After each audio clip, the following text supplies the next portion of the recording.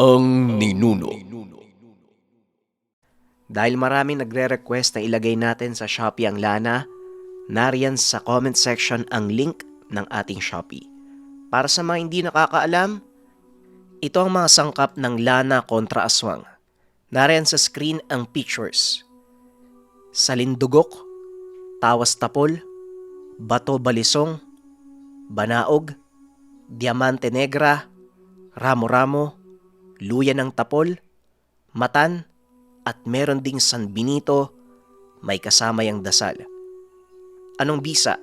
Pangontra aswang, panghilot, pangparusa, kontra usog, kontrabati ng elemento, pwedeng isabit sa bahay pang proteksyon, pampaswerte sa negosyo, gabay sa paglalakbay, at ang pinakamatinding bisa, gamitin kontra sa sugat ng sabwag, aswang, elemento, duwende o kulam.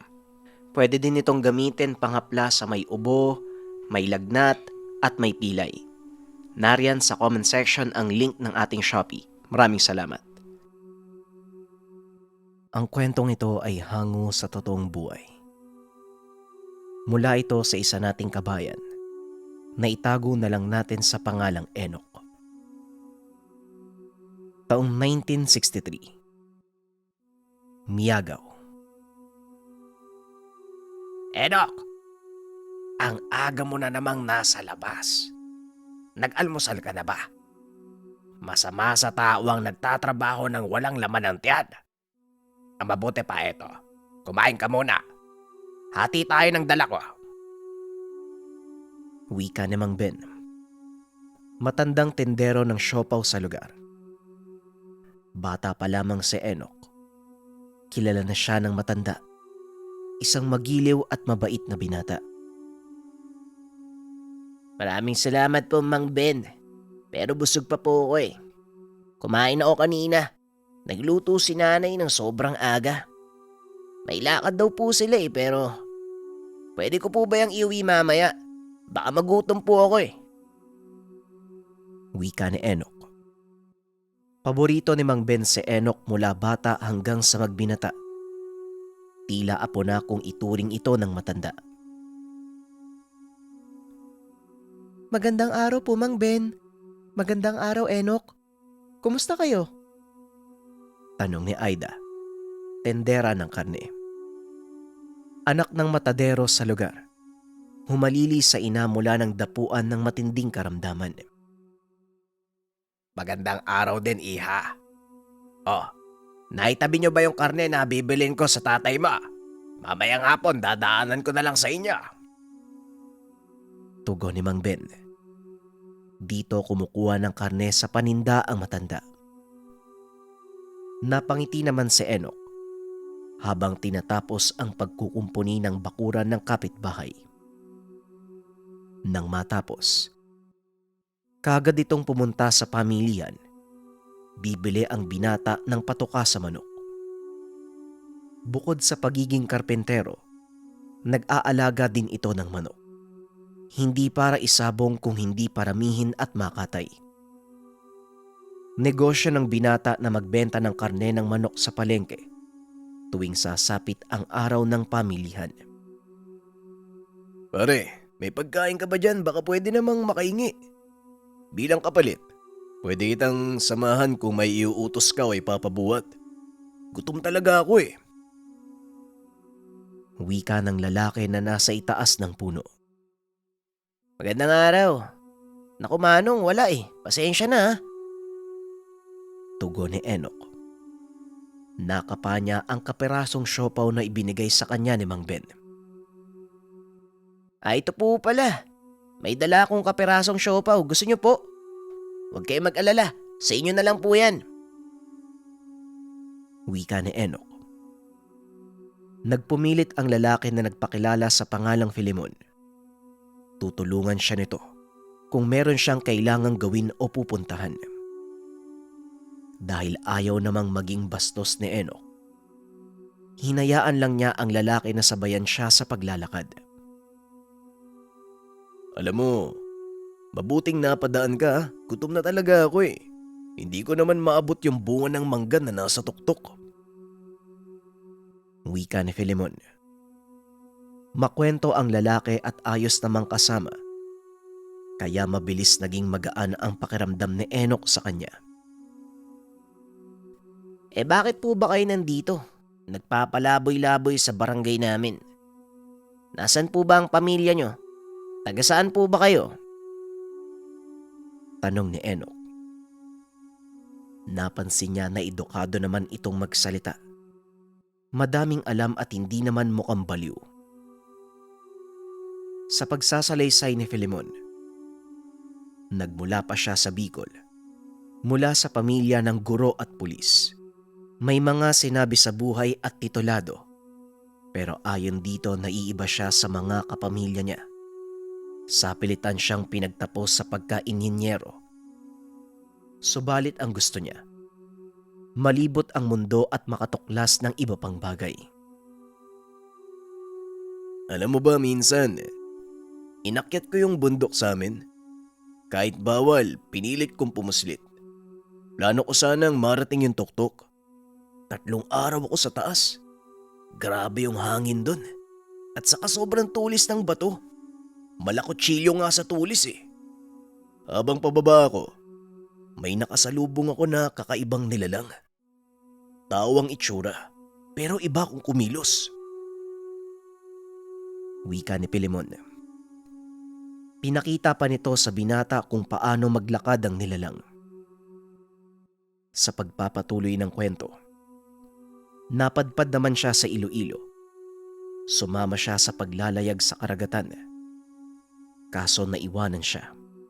Nauli si Filemon sa itinakdang araw dahil napasabak ito sa mga tulisan. Nako, masyado po pala kayong gala.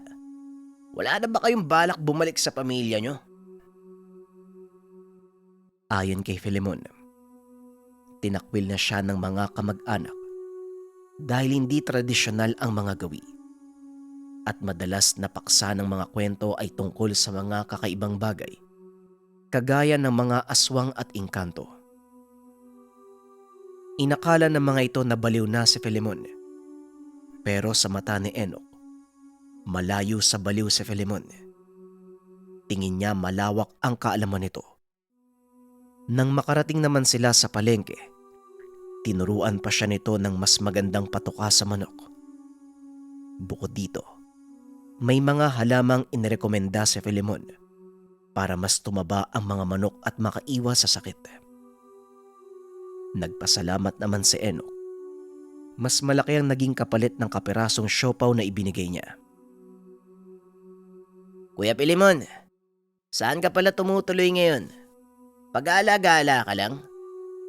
Delikado pa naman sa labas nitong mga nagdaang buwan. Napapabalita po yung gumagalang awok. Ayon sa mga kapitbahay, aswang daw yon na nag-aanyong malaking baboy. Nang bibiktima ng mga taong napapagawi sa mga kakahuyan, lalo na paggabi. Sana naman po, hindi kayo sa gubat nakatira. Wika ni Enoch. Awok baka mo. Tandayag ang tawag sa amin sa kanila sa probinsya. Higanting baboy ramo. Sa 1 buwan, nung nasa kakahuyan ako, wala pa naman akong nakikitang dambuhalang baboy. Doon ako nakatira sa mga batuhan malapit sa ilog. Sa palagay ko, yun ang pinakaligtas na lugar para sa pagtulog ko. Mataas tapos tago. Pero salamat sinabi mo yan. Sana lang, hindi ako makakita ng awok na yan. Tugon ni Filemon. Nagpatuloy ang kwentuhan ng dalawa hanggang sa maabot nila ang bukana ng barangay ni Enoch. Balak na sanang magpaalam ni Filemon sa binata.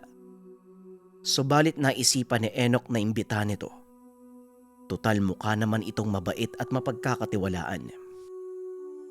Isa pa, natutuwa ang binata sa mga kwento ni Filemon tungkol sa lugar na napuntahan niya. Kuya Filemon, tara na po. At saka may merienda dun. Para matignan mo din yung mga manok ko. Malaking tulong po kung matuturuan niyo ako kung paano mas maparami ang mga alaga ko. At isa pa, hindi ba kayo natatakot sa kakauyan?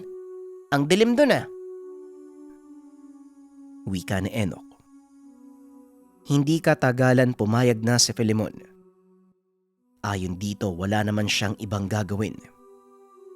Mas mainam din nang makapagmeryenda siya kaysa muling kumain ng bayabas sa gubat. Aba Enoch, mukhang may bisita ka. Magandang araw sa'yo ha. Nga pala iyo, hinahanap ka ng nanay mo kanina. Hinabol ng aso yung isa sa mga alaga mong manok. Napatay yata. Wika ni Mang Ben nang makita ang dalawa.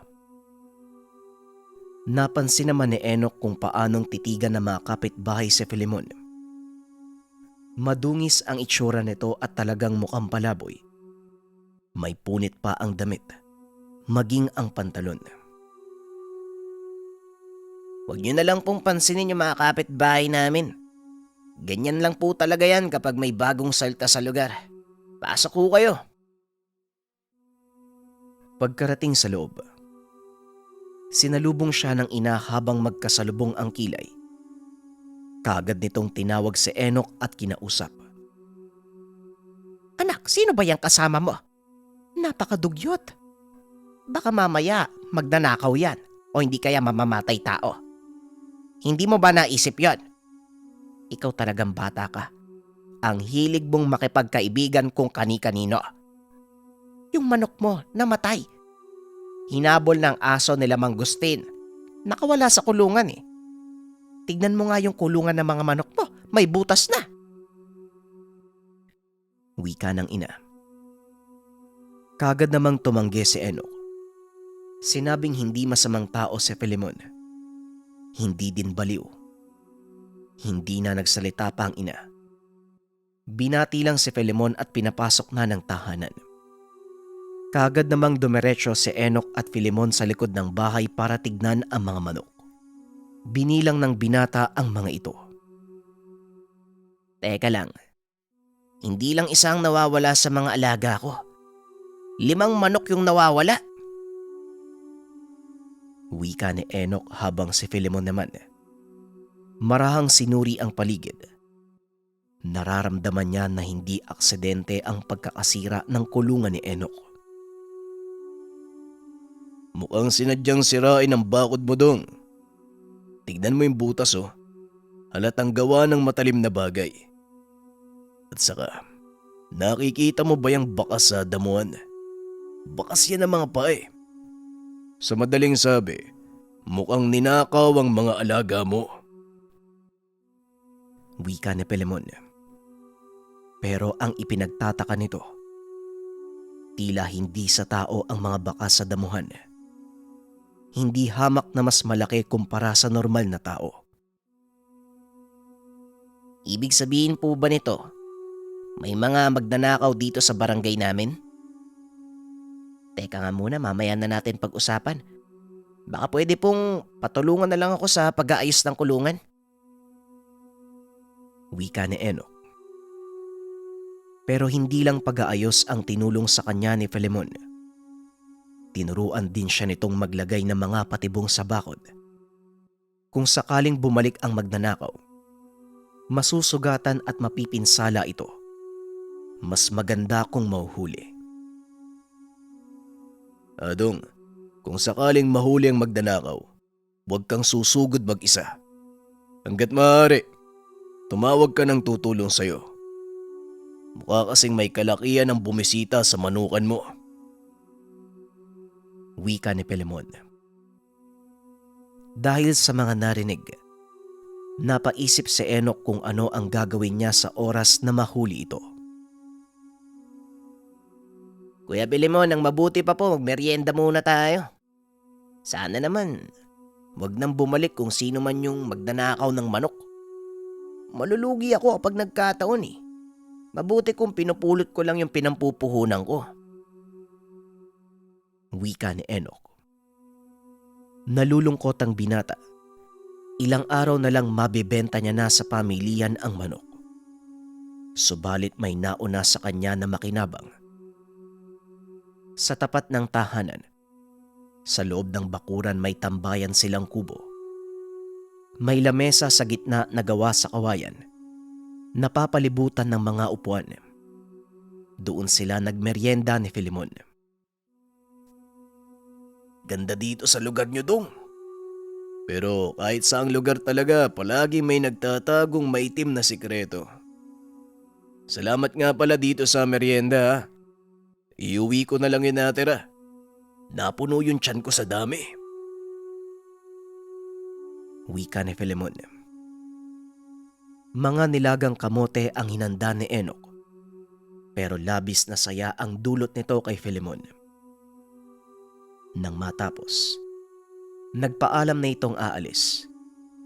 Dapit hapon, maglalakad pa ito papasok ng kakawyan. O Enoch, umalis na ba yung bisita mo? Sa uulitin na, huwag kang mag-iimbita ng hindi mo kakilala. Alam mo naman na may gumagalang aswang dito sa atin. E paano kung siya pala yung aswang na yon? E di tayo ang unang napunterya. Wika ng ina. Hindi naman masisi ni Enoch ang ina. Nag-iingat lang ito para sa kapakanan ng pamilya. Pero sa hindi maipaliwanag na dahilan, alam niya na maaaring pagkatiwalaan si Filemon. Wag ko kayo mag-alala, Nay. Nag-iingat naman po ako eh. Hindi ko naman po gugustuhin na mapahamak ang pamilya natin. Alam ko mapapagkatiwalaan si Kuya Filemon. Nang gabing yun, binantayan ni Enoch ang manukan. Sa bandang kwarto niya nakatapat ang manukan.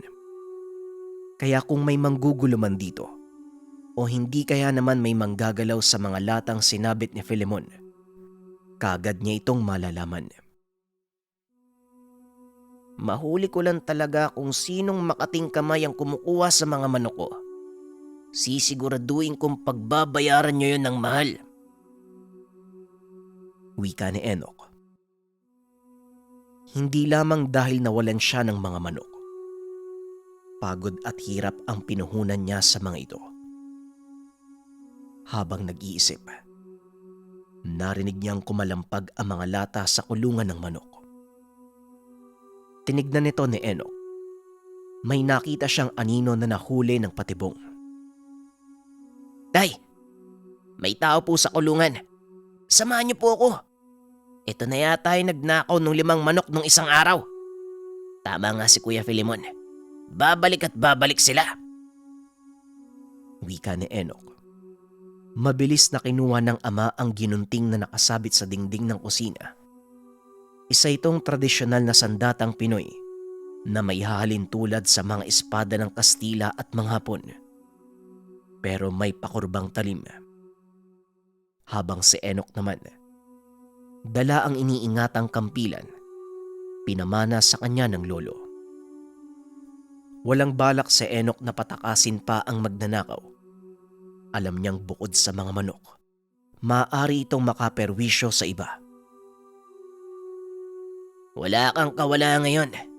Ang lakas mong mameste ng hanap buhay ng iba. Wika ni Enoch, habang marahan na lumalapit sa kinaroroonan nito. Nang buksan ni Enoch ang ilawan, sa halip na salakayin, natulala si Enoch maging ang ama. Anak, huwag kang lalapit dyan. Baka makagat ka. Tawagin mo ang kuya mo. Magdala kayo ng asin at kunin mo yung buntot pagi ko sa kusina. Wika ng tatay. Sa unahan kung saan nakalagay ang patibong, merong napakalaking tao. Mabalbon at tila baboy ang itsura. Meron ding itong napakahabang pangil. Kagad napagtanto ng ama ni Enoch na hindi ordinaryong magnanakaw. Isa itong aswang. Dambuhalang aswang na umaangil at nakatitig sa kanila. Mabilis namang kumaripas papasok ng tahanan si Enoch. Sumisigaw ito habang hinahanap ang buntot pagi. Nang makuha ang buntot pagi at madampot ang lalagyan ng asin, kagad nitong binalikan ng ama. Nag-aalala siya na baka makatakas pa ang aswang at salakayin ang ama. Subalit pagkarating niya sa lugar, nakatitig pa din ang ama sa aswang na nooy pilit na nagpupumiglas. Nakita na nito ang buntot pagi at asin. Anak, dahan-dahan mong sabuyan ng asin. Huwag mong sayangin yung dala mo. Huwag mo hahayaang makalmot ka ha. Hindi natin alam kung anong kakayahan ng aswang na yan. Wika ng ama. Maraan itong lumapit habang hawak ang buntot pagi. Si Enoch naman, tuloy lang sa pagsaboy ng asin. Labis ang pagwawala ng nilalang. Nakakabingi ang pagsigaw nito. Makikita na halos gumiba na ang kulungan. Tay, anong gagawin natin? Mukhang sa lakas niyan, masisira na yung buong kulungan. Wika ni Enoch. Nauna pa nitong alalahanin ang mga manok kaysa sa sariling kaligtasan. Subalit dahil sa ingay ng aswang, nagising ang mga kapitbahay. Nagpunta ang iba kila Enoch at nakita ang bagsik ng aswang. Hirap na hirap ito sa uri ng patibong na inilagay ni Filemon. Bagamat malakas, tila sumasabay sa galaw niya ang mga tali, kaya walang ubra kahit anong gawing pagtakas. Nang dumadami na ang tao sa bakuran nila Enoch, bigla itong nagpalit ng anyo sa napakalaking baboy. Sinlaki ng kalabaw ang nilalang. Muli itong nagpumiglas sa patibong at hindi nagtagal napigtal ang mga tali. Kagad itong tumakbo sa palayan at bigla na lamang naglaho. Naiwang nakatulala ang mga residente, maging sila Enoch at ang tatay nito.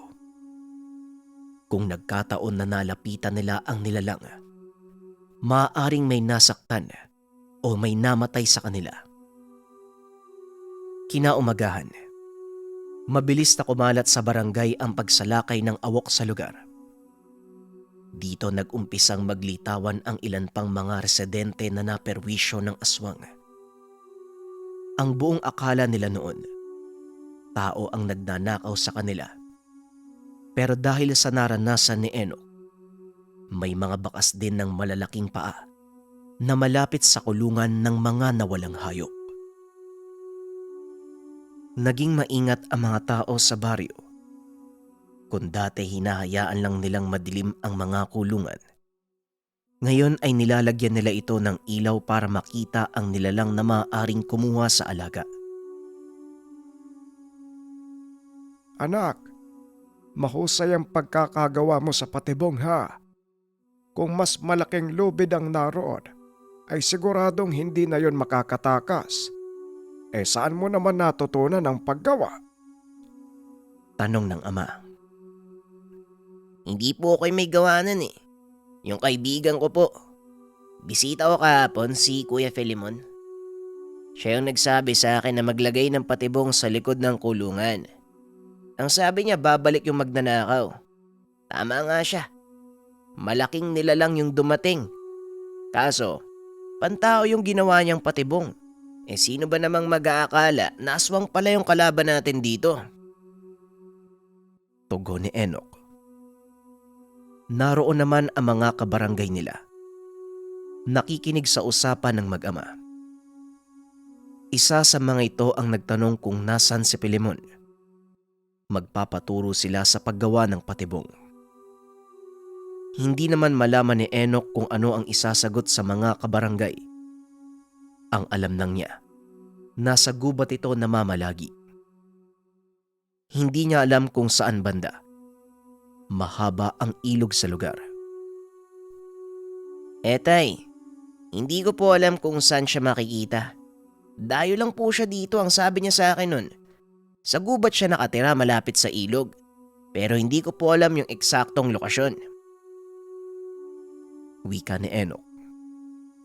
Sa tingin ng mga naroon, maraming karanasan sa pangangaso si Filemon. Maaaring maging malaking tulong kung naroon siya sa barangay hanggang sa mahuli nila ang awok. Hindi natin kailangan yung pili mo na yan. Ang masasabi ko lang, baka naligaw lang yung awok na yun dito sa atin.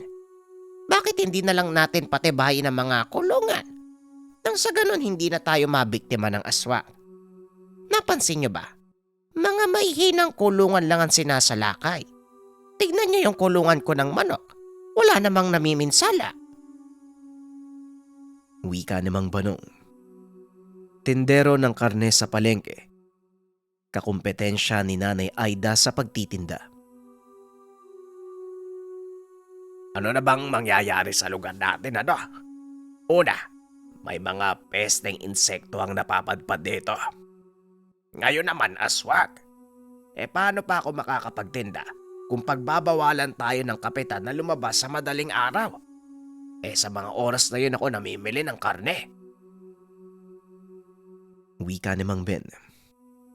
Labis ang pag-aalala nito dahil maapektuhan ang hanap buhay. Kung mahuhuli siyang lumabas, siguradong mauunahan siya ng ibang tendero mula sa ibang barangay sa mga suki sa palengke. Huwag po kayong mag-alala, Mang Ben. Papasan po ba't malulutas din natin to? Mapapalayas din natin yung aswang na yan. Huwag po kayong panghinaan ng loob. Wika ni Enoch. Mang Ben, kung gusto niyo po, sasabihan ko na lamang si Tatang na daanan kayo ng karne. Total, maaga din naman kaming lumalabas. Alok ni Aida. Aida, kasama kayo sa kailangang sumunod sa curfew. Hanggat hindi natin nahuhuli yung aswang, mahirap na. Baka pati kayo matsyempuhan. Ayaw nating mapabalita sa barangay natin. Pugad ng aswang ang lugar natin. Makakaapekto yun sa lahat ng negosyo. Wika ng kapitan. Iniiwasan ng kapitan na may mapabalita na namatay sa lugar. Malapit na ang eleksyon. Hindi maganda na mamatayan ng residente sa ilalim ng kanyang pamumuno. Kaya kahit apektado ang mga kabuhayan ng residente, mas inuna niya na walang taong mabiktima ng aswang. Wag ho kayong mag-alala, Mang Ben. Pansamantala lang naman to eh. Hanggang sa mahuli natin yung tinatawag yung awok. Sasagutin na lang ng barangay ang magiging lugi nyo sa loob ng 1 linggo. Pangako ko yan sa inyo. Kapag nahuli na natin, kapag napatay na yung aswang na yan, balik na uli sa normal ang lahat. Wika ng kapitan. Sa isip nila Enoch, kahit sa gitna ng krisis, politika pa din ang nasa isip nito. Wala namang nagawa sila Mang Ben at iba pang nagtitinda sa palengke. Bagamat 3 oras ang mawawala sa kanila, ayaw naman nilang sumuway sa patakaran ng barangay. Umupa ng mga pribadong tao ang kapitan para mag-imbestiga at tugisin ang aswang. Ilang araw ang lumipas. Wala pa rin silang nakikitang bakas. Hindi pa rin nahuhuli ang nilalang. Tila alam ng aswang ang galaw nila at nagagawa nitong umiwas. Sinubukan na din ng mga residente na kopyahin ang mga patibong na nakalatag sa kulungan ng manok nila Enoch. Subalit bigo sila. Mang Ben, kumusta benta? Mukhang matatagalan pa yung kapitan sa pangako niya. Wika ni Enoch. Nang makita na palabas pa lang si Mang Ben ng tinda, ang pangako ng kapitan 1 linggo lang ang gagawing pagtugis, pero inabot na ng 2. Nagagawa pa din itong makapagnakaw ng mga alaga at may kamuntikan pang mamatay na magsasaka.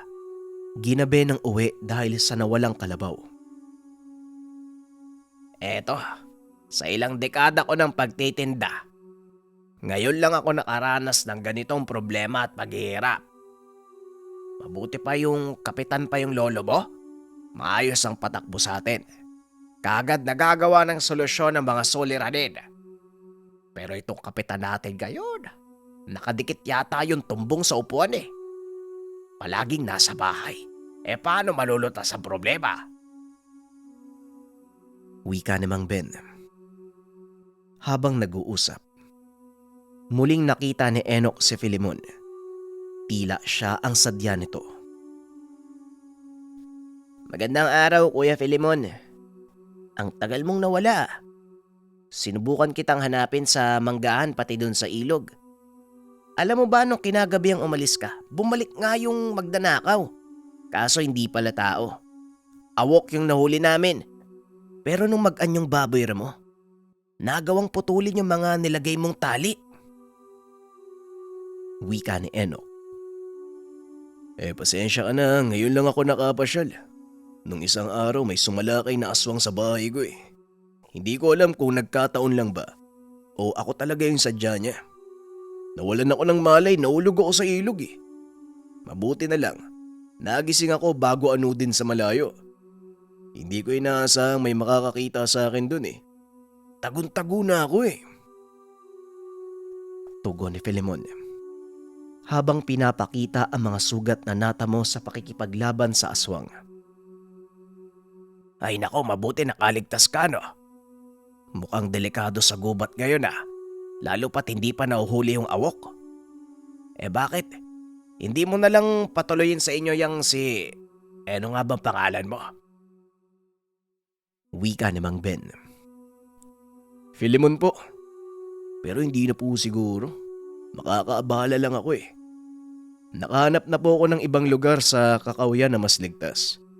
Sana lang, hindi na ako maamoy pa nung aswang.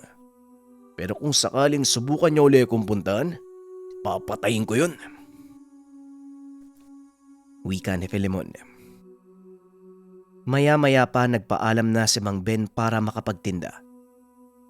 Habang si Filemon at Enoch naman ay pumunta ng tahanan. Natatandaan mo ba yung mukha ng aswang na sumalakay sa'yo? Yung nahuli kasi namin, ang natatandaan ko lang napakatangkad. Tapos masyadong mabalbon. Kaya mahirap makita yung muka. Tanong ni Enoch. Sigurado ko, iisa lang yung aswang na nakita natin dong. Kung maaari ngayong gabi, mauna ka sa kubo niyo. Pakiramdam ko, may sumusunod sa akin simula nang pumasok ako dito sa barangay niyo.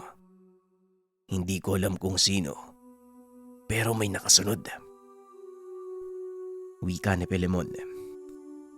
Nang araw na yon, naglagay muli sila ng patibong sa kulungan.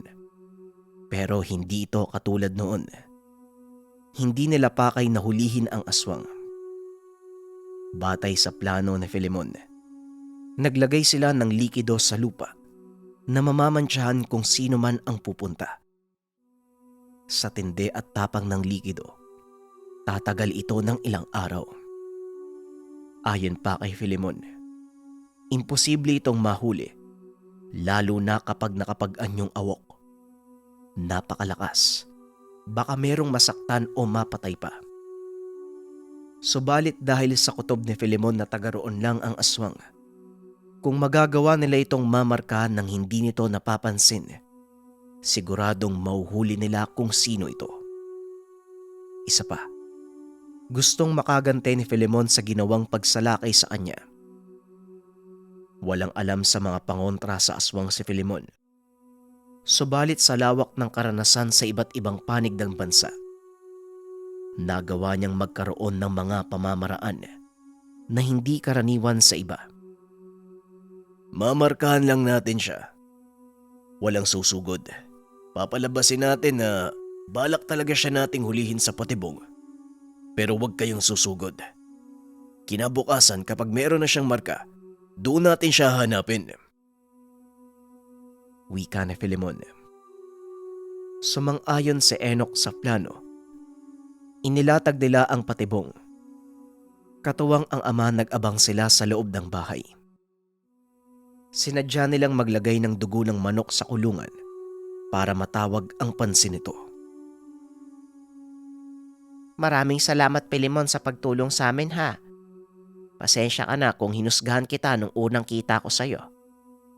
Alam mo na nanay ako eh. Gusto ko lang maprotektahan ng pamilya ko.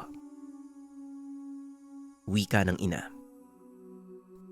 Wala po yun. Naiinggit nga po ako kay Enoch eh. May mapagmahal siyang magulang, tapos mabait pa. Huwag po kayo mag-alala. Mauhuli din natin yung aswang. Tugon ni Filemon. Pero bigo sila ng gabing iyon. Hindi pumunta doon ang aswang. Matapos ang ilang gabi, tila iniiwasan talaga ng nilalang ang tahanan nila Enoch. Hanggang sa nakaisip si Filemon ng ibang bagay. Teka lang. Ilang araw ng ibang bahay ang pinupunta ng aswang. Kung tama ang kutob ko, taga rito lang sa inyo ang aswang, di ba? Siguradong alam niyang narito ako sa inyo at nailagay tayo ng patibong. Kaya hindi yun pupunta dito. Dahil doon, naisipan niya na magpanggap na aalis na sa tahanan nila Enoch. Sinigurado nitong maliwanag at matao pa nang lumabas siya. Matapos nun, naglakad ito palabas ng barangay. Sa isip ni Filemon, siguradong muli na itong sasalakay sa oras na malaman na wala na siya sa barangay. Wala namang problema. Total ang plano lang naman ay mamarka ng aswang. Kinabukasan babalik si Filemon para umpisa nila ang paghahanap. Nakadesenyo ang patibong para mawala ang atensyon ng aswang sa likidong tatama sa katawan niya. At kung siswerte na hindi ito mapansin ng aswang, lalabas ito sa lungga sa umaga para kumuha ng impormasyon sa lugar. Nang gabing iyon, muling nag-abang si Enoch at ang ama nito. Umaasa na sa pagkakataong iyon, mauhuli nila ang awok.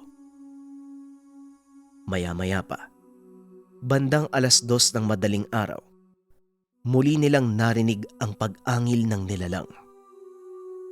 Bagong disenyo ang patibong na ginawa ni Filemon. Hindi ito inaasahan ng aswang.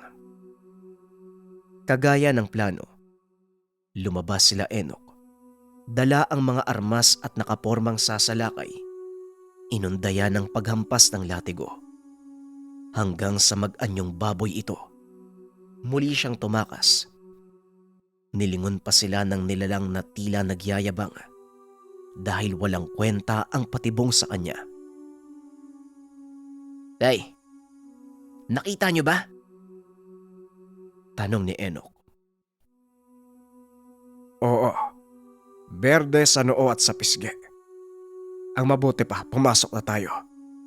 Bukas sa bukas. Susubukan ko mag-ikot sa labas. Sana lang umubra ang plano ni Filemon. Malaki na ang nalulugi sa barangay natin at mga residente. Tugon ng ama. Hindi na natulog ang mag-ama. Bandang 6:00 naroon muli si Filemon. Nasa tindahan at nag-aabang ng mga dumaraan. Magandang umaga, kuya. Kumusta? May nakita ka na? Tanong ni Enoch. Kakarating ko lang dito eh. Wala pa naman ako nakikita. Pero wag kang magpapalata. Ang mabuti pa, maghiwalay tayo ng pwesto. Tugon ni Filemon. Maingat ang dalawa sa pagmamasid. Tinititigan nila ang mukha ng bawat makakasalubong. Maging ang tatay ni Enoch, naroon na rin at nag-iikot. Ano anak, nakita nyo na ba? Alam nyo may naisip ako eh. Mamayang hapon, magtitipon ng mga kabarangay natin dahil sa gagawing pangangampanya ng mga kandidato sa barangay. Sigurado ko kung taga rito yung aswang, sisipot yon sa pagpupulong, kukuha ng impormasyon. Ano sa tingin nyo? Wika ng ama. Kagad naman silang umuwi para magpahinga at magmeryenda. Inabot sila ng maghapon sa pagmamatsyag. Maya-maya pa, habang nasa bakuran at nag-uusap, nanlaki ang mga mata ng mag-ama. Dumaan sa harapan nila si Mang Banong. Binati pa nito sila Enoch at doon nila malinaw na nakita. berdeng tinta sa noo at sa pisngi. Halatang hindi pa ito napapansin. Meron siyang dalang mga karne na dadalhin sa bahay ng kapitan para sa mga bibisita sa magaganap na pagpupulong. Kuya, anong plano? Ngayon alam na natin kung sino ang aswang. Intay nating dumilim. Sigurado silang naroon lang si Mang Banong sa mga oras na yun. Ang plano ay magmamatsyag si Enoch, habang si Filemon naman pupunta sa bahay ng matanda. Ayon sa kasabihan, kapag naupo ka sa ikatlong baitang ng bahay ng aswang, tangan ang pangontra kagaya ng asin. Hindi nito magagawang makapasok. Naging maayos naman ang pangangampanya ng mga kandidato. Matapos nun ay umuwi na ang mga tao. Habang si Mang Banong naman, nag-aantay sa bayad ng kapitan sa karne. Nang magpaalam itong uuwi na, saka pinaliwanag ni Enoch at ng ama ang tungkol kay Mang Banong para mapatunayan na siya nga ang aswang. Magkasama nilang pinuntahan ang tahanan nito. Sinabi ni Enoch na nasa loob ng bahay si Filemon at mananatili sa labas si Mang Banong. Pero nang makarating sila sa tahanan, nakita nilang duguan si Filemon. Nakahandusay sa labas ng tahanan ng aswang. Malubha ang sugat sa tiyan at balikat na tila galing sa kagat at kalmot. Kuya, anong nangyari? Tanong ni Filemon. Nagkamali tayo, Dong. Hindi si Mang Banong ang aswang.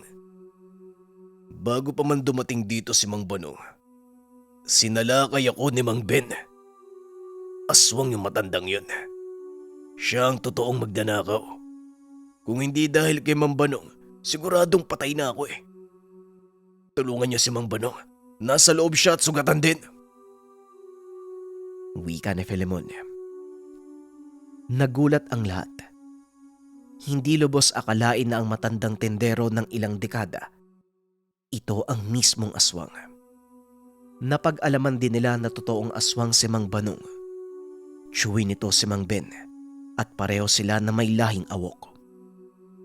Subalit si Mang Banong, namumuhay ito ng tapat at walang inaagrabyado sa lugar. Nagkataon na siya ang nahuli ng patibong sa pagtatangka na balaan ang pamilya na balak siyang patayin ng tiyuhin. Hindi naman niya aakalain na nakapalibot pala sa likod ng bahay ang mga patibong. Hindi din daw ito kumakain ng tao. Kaso ang lahat ng mga paninda ni Mang Ben, ito ang mga ninakaw niya na karne. Mga nakaw na manok at baboy. At ang iba, alagang hayop ng mga karatig barangay.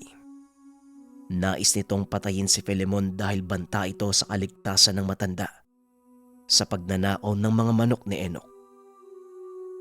Ito din ang sumugod kay Filemon sa gubat. Nang marinig ni Mang Ben ang sinabi ni Enoch na nasa kakawayan ito namamalagi.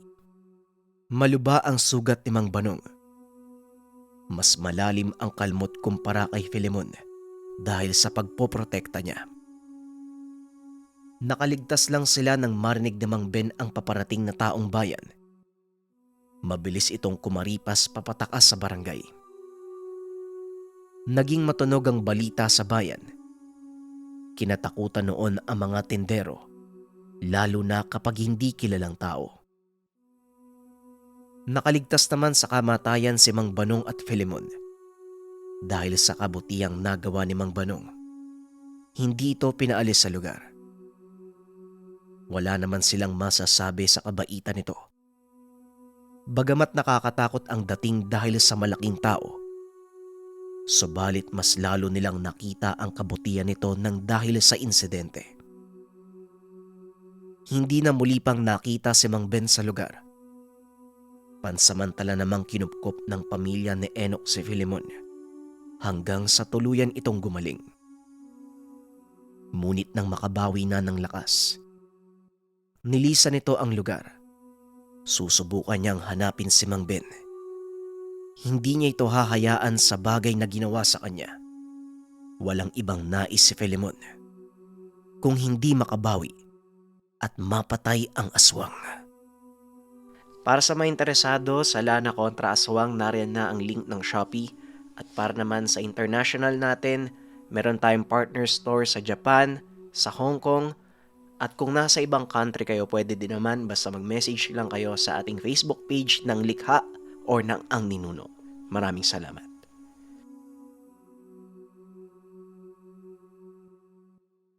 Ang Ninuno.